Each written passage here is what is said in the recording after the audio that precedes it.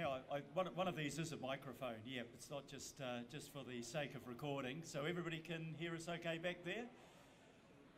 Well, welcome along, ladies and gentlemen. It's my pleasure to be here today with the Minister of Transport, Phil Twyford. So you've got the two Phils here today.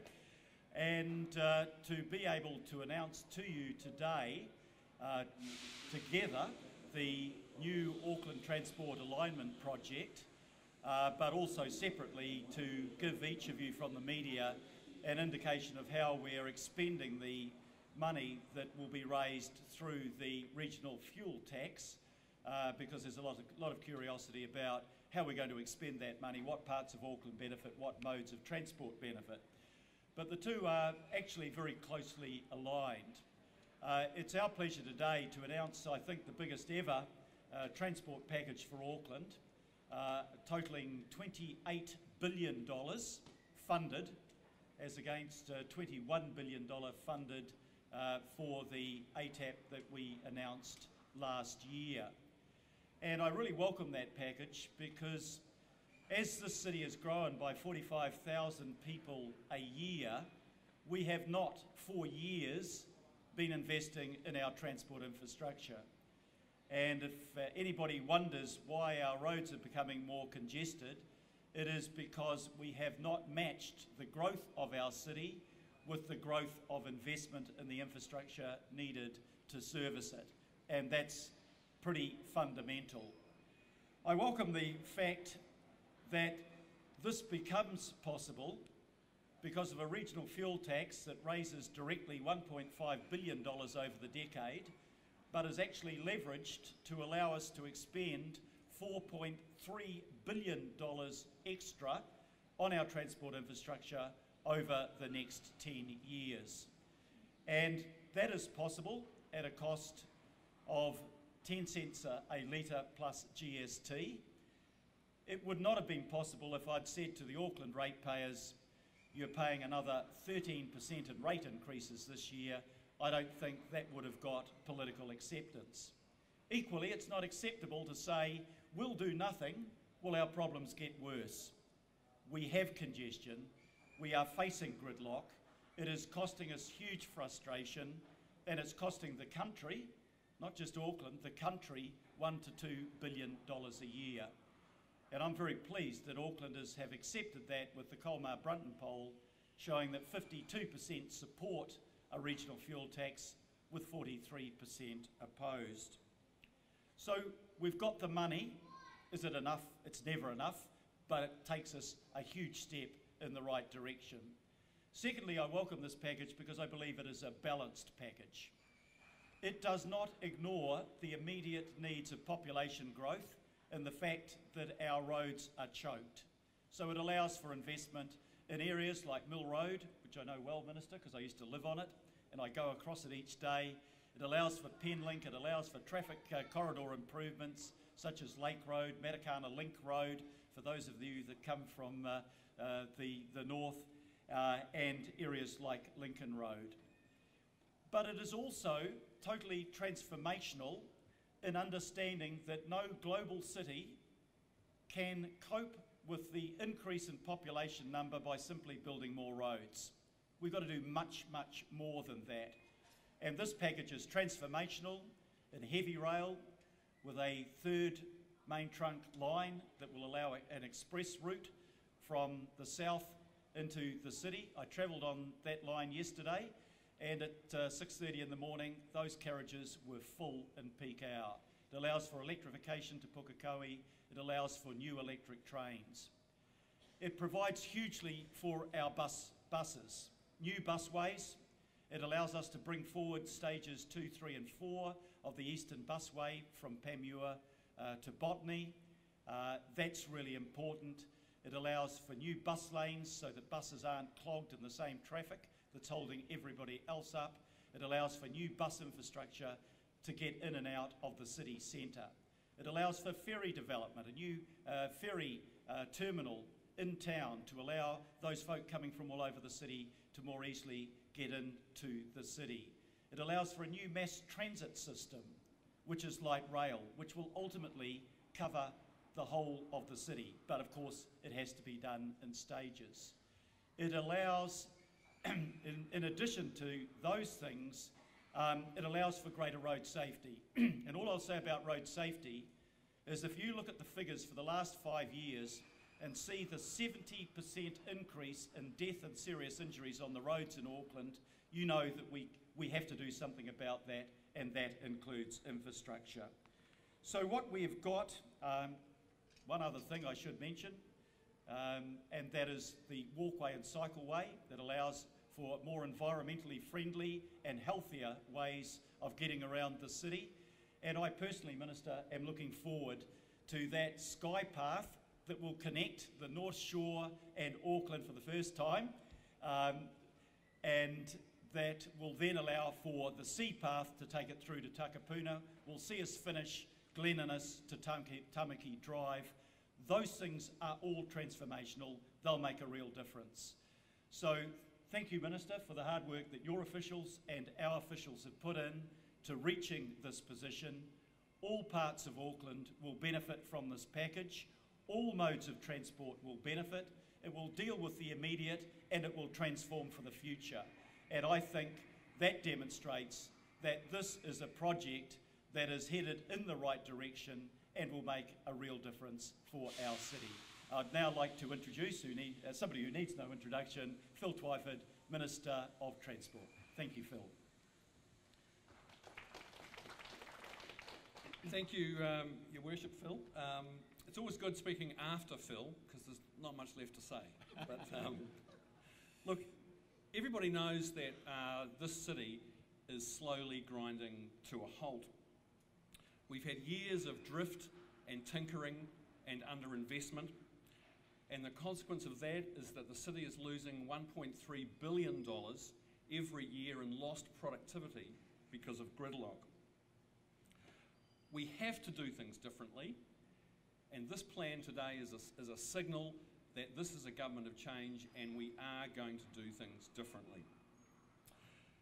The big change is that this 10-year investment plan for Auckland Transport signals an acceleration of the rollout of a rapid transit network to support the growth of our city. You know, we have a great motorway network. It's wonderful to drive on in the middle of the night. But the very time when most people need to use the road and motorway network, too often it's completely jammed up. We believe that any city of scale, certainly like Auckland, needs a modern rapid transit system woven into the roading and motorway network to take the pressure off the roading network at those critical peak hours. The success of the Northern Busway, which now carries more people across the Harbour Bridge into the city every morning, is evidence of how good quality rapid transit services can make the difference. I'm happy to say that the program of investment that we're announcing today is fully funded. A $28 billion 10-year plan for Auckland. We inherited from the past government a $9.7 billion fiscal hole in Auckland's transport plan for the next 10 years.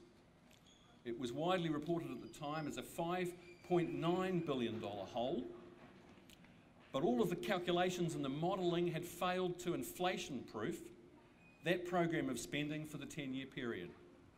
We've done the numbers. There was a $9.7 billion hole, and we've closed it. That gives Aucklanders the certainty and the confidence to know that we are in a position to roll this plan out over the next 10 years. I wanted to echo what the Mayor has said about the regional fuel tax. The fuel tax itself is estimated to generate approximately $1.5 billion over the 10-year period, but it unlocks more than $4 billion in additional spending. This program of investment and change for Auckland Transport is what you get from the fuel tax. That's why it's so important. I also want to put paid to the scaremongering that we've heard in recent weeks that this government is all about taking money away from the regions and spending it in Auckland. I've made it very clear to the New Zealand Transport Agency that Auckland will get a fair share of the National Land Transport Program that it funds through road taxes and road user charges, but it will only get a fair share. And the modelling that this program is based on shows that Auckland will receive 38% of the expenditure under the National Land Transport Program over the next 10 years. That is right in the middle of the long run average. It is only slightly above Auckland's current population average.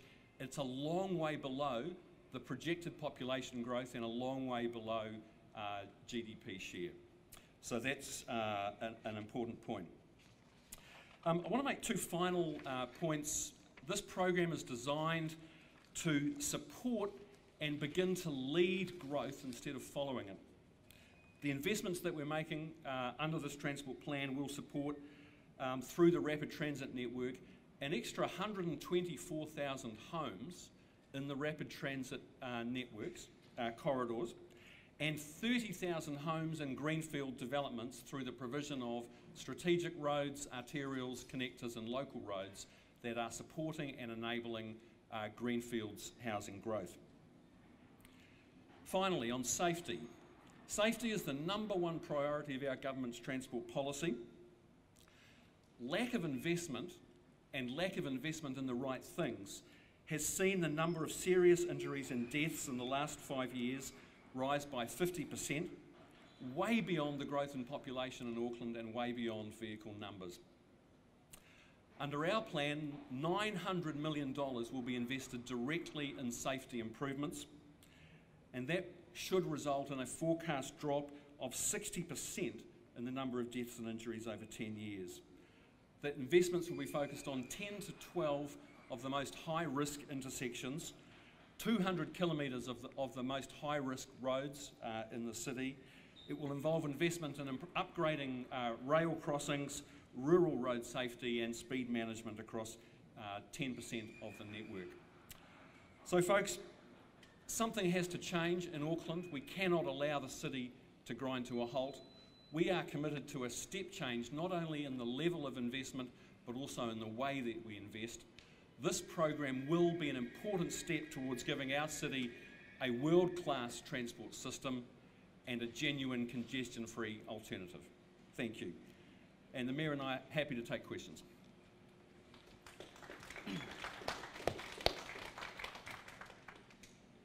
Right, no questions. Thank you very much. Simon Wilson. Thank you. Phil, I wonder if I could just get some clarification. You talked about 124,000 homes to be serviced by the rapid transit network. Is that the 10 years of funding, or is that the full network when it's completely rolled out? That's under the 10 years of funding, specifically in the rapid transit corridors. If I could, Simon, you've reminded me, let me also explain, in this plan there's $1.8 billion earmarked to support the rollout of the rapid transit network. We've always anticipated that the building of large infrastructure projects like the rapid transit network will be funded and financed through either long-term borrowing or some kind of partnership or PPP type arrangement. So the $1.8 billion is there essentially as seed finance.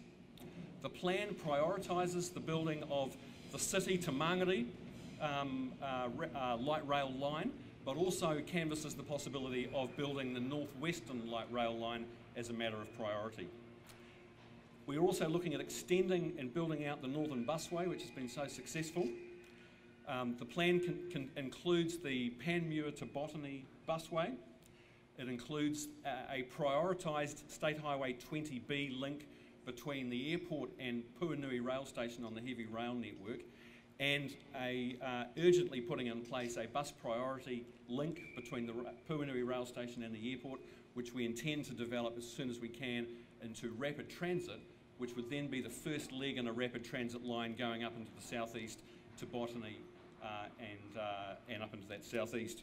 And the other important rapid transit investment is electrification to Pukekohe, so that we can have express trains serving that important growth corridor in the south.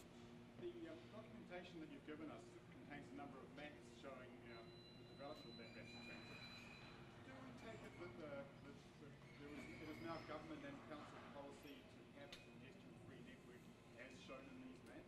yes, it is government policy to have a congestion-free network, a rapid transit network that serves as the trunk infrastructure for our public transport system.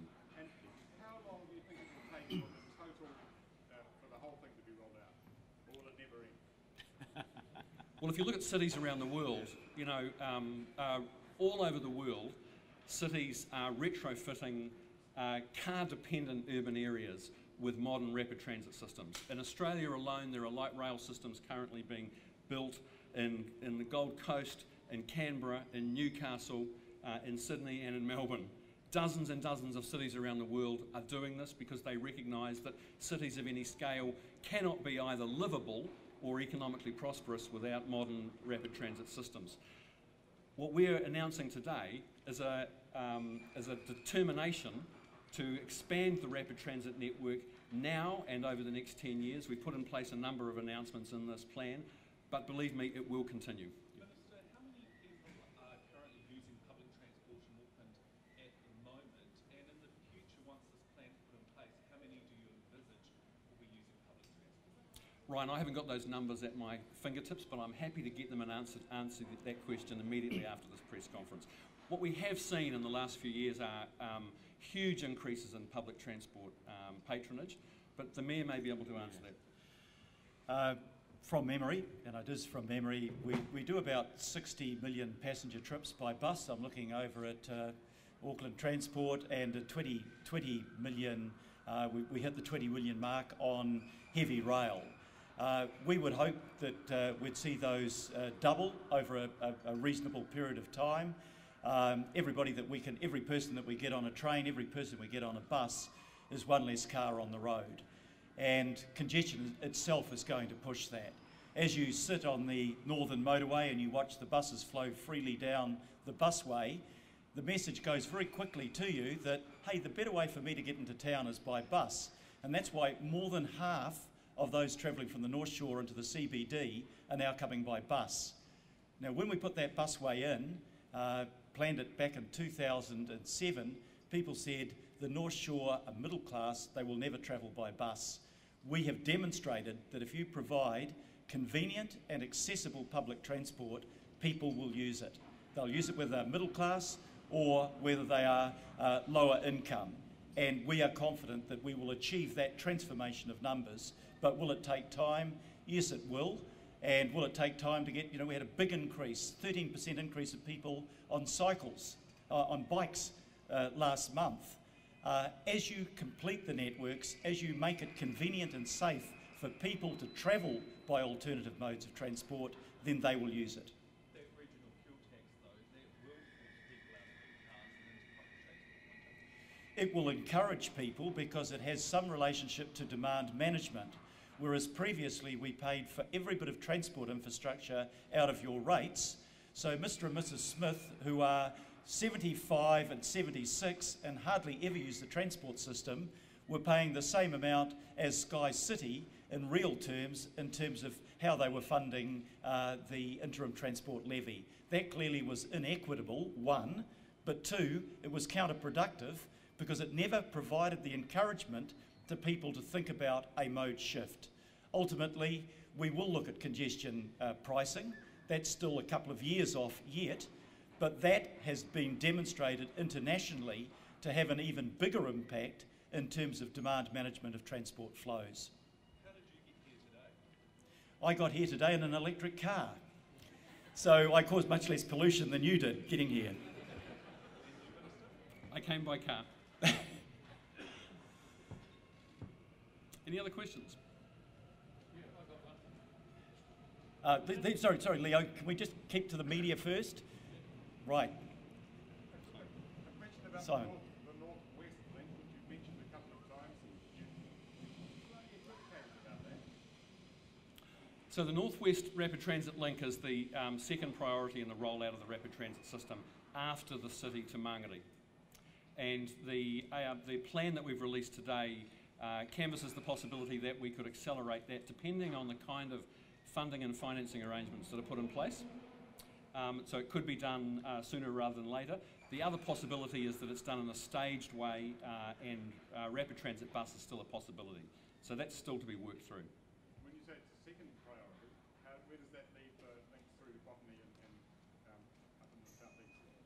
So we are going to deliver the the airport to Puhenui as an airport link.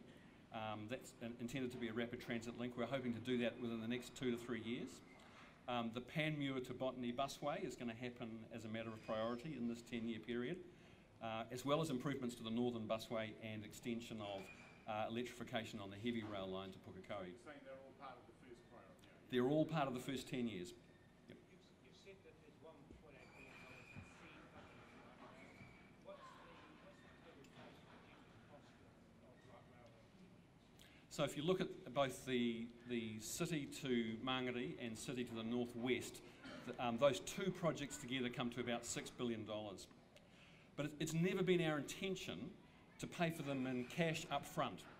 And it wouldn't make any sense when you're building infrastructure that will last 100 years to do that. It makes sense to spread the cost over generations, and that's what we intend to do.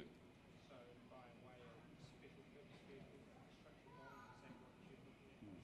Well, we're going to have more to say about this in the next few weeks, but it's likely to be either long-term borrowing or some kind of partnership arrangement with the private sector. When it comes to Penlink, two things. One is, do you have any idea of how much the runway toll will be? And why don't you just go straight to a four-lane highway? So on Penlink, the likely toll on Penlink hasn't yet been determined. I have seen some advice that indicates it could be between $2 and $3, but that detailed work hasn't yet been done. On the question of whether it makes sense to go immediately to 4 lanes, the analysis that I have seen suggests that the numbers don't stack up to move immediately to 4 lanes, but it's our commitment to build it as a 2-lane highway, future-proofed so that it can easily be upgraded to 4 when demand justifies the extra expenditure. National contends this is just a re-announcement of their transport plan. Why isn't it? Well, look, National have no credibility on transport. They left a $9.7 billion fiscal hole in the plan that they announced last year. They're against, they want all the extra projects, but they're against any possible ways to pay for them. They're opposed to a regional fuel tax for Auckland that has unlocked $4 billion in extra financing. So they want the projects, but they don't want to pay for them. There's a number of new roads in this plan. What does it do to help reduce emissions? Well, I think the transformational nature of the program is the critical factor in terms of environmental protection. Obviously, this expands by a much, much greater rate the construction of walkways and cycleways. They are both environmentally friendly and they're also very good for the health of those that are using them. That's why we want to get our kids out of the cars and back on their bikes and back walking to school. If we create safe ways of doing that, that will happen. By much expanding our public transport system, we are looking at electric heavy rail, we are looking at electric light rail, and I had the pleasure with Julianne Genter just a fortnight ago of launching the first 2 electric buses, and we would be looking at phasing fossil-fuelled buses out by 2025. So everything that we are doing in this sphere will help in terms of global warming and environmental factors.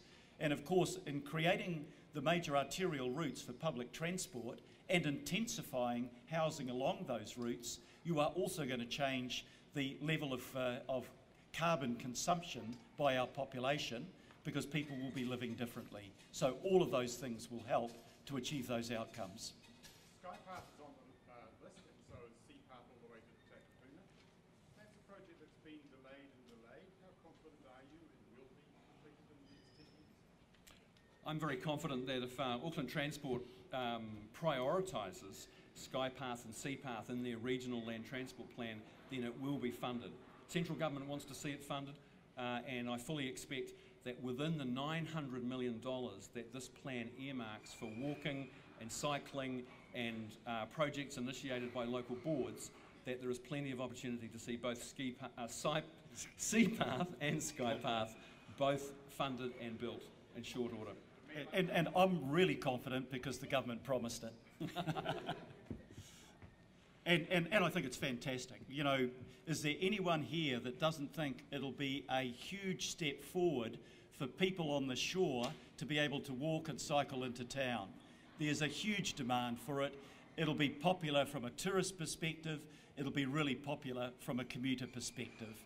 And that does take a lot of the pressure off, and it also helps in, just as the Northern Busway did, in stopping the need for a third harbour crossing, which we would actually have had pretty much in place by now if we hadn't looked at changing the mode of transport.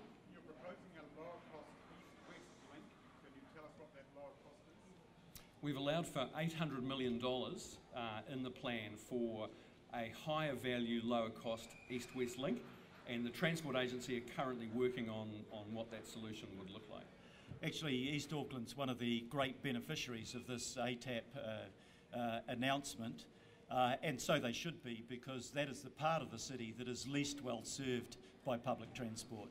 So this will make a huge difference to the people living between Panmure and Botany and further out than that. Can I say something else about walking and cycling? Because we unashamedly promote walking and cycling as a vital part of our transport system in the city. We put $900 million in the plan for walking and cycling initiatives. Not many people realise this, but the average motorway project struggles to get a benefit cost ratio of 1 or 2. Most walking and cycling projects would register benefit cost ratios of 5, 6, 7 or 8. So they're extraordinarily good value for money. More walking and cycling generates big public health benefits. We know that people want them, and they are a critical part of making Auckland a modern, livable city. So it's a big feature of this plan, and we're proud of it. Okay, any other questions from the media? Could I just follow up on that? Yep. There's funding allocated directly to local boards, am I right in thinking that? The funding in the program will be administered by the New Zealand Transport Agency through programs like the Urban Cycleways program, and some of the details of those programs have yet to be worked out. But local boards do bid for this funding through Urban Cycleways and directly to the council. Yep, so that's correct. Okay. If there's no other questions from the media, I'm happy if those individuals that are here want to come up and ask Phil or I questions. We won't keep everybody listening to it's not a public meeting, but if you have got other questions, you're more than welcome to come up and put them to us. So can I thank, on behalf of Phil and myself, for all of you turning up today. I think this will be transformational for Auckland. Will it solve all of our problems tomorrow? Of course it won't, but it is a major step in the right direction. Thank you very much for coming along today. thank you. Thanks, mate. Good. Well done. Fantastic. Yeah.